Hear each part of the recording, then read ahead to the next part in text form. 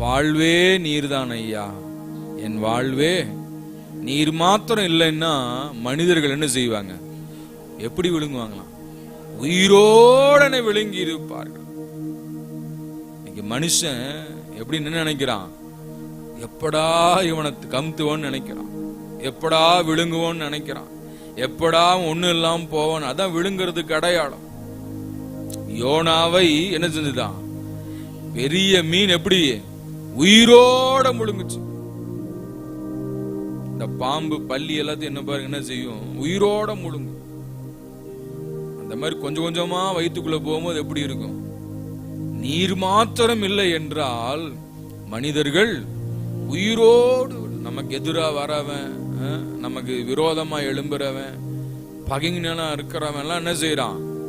எப்படா அவனை கவுக்கலான்னு நினைக்கிறான். ஆனா வாழ வைக்கிறவர், சத்துருக்களுக்கு முன்பாக எனக்கு ஒரு பந்தியை ஆயத்தப்படுத்தி, அல்லேலூயா, ஆமென், சத்துருக்கள் முன்பாக எனக்கு ஒரு பந்தியை ஆயத்தம். You prepare a table before my enemies. என் சத்துருக்களுக்கு முன்பாக என்னை வாழ வைக்கிற தேவன், என்னை எதிர்க்கிறவனுக்கு முன்பாக என்னை வாழ வைக்கிறவர், எனக்கு விரோதமாய் வருகிறவனுக்கு முன்பாக என்னை வாழ வைக்கிறவர். ஏன்னா அவர்தான் நம்ம வாழ்வை விரும்புகிறவர். அல்லேலூயா. எத்தனை பேர் விசுவாசிக்கிறீங்க? அல்லேலூயா.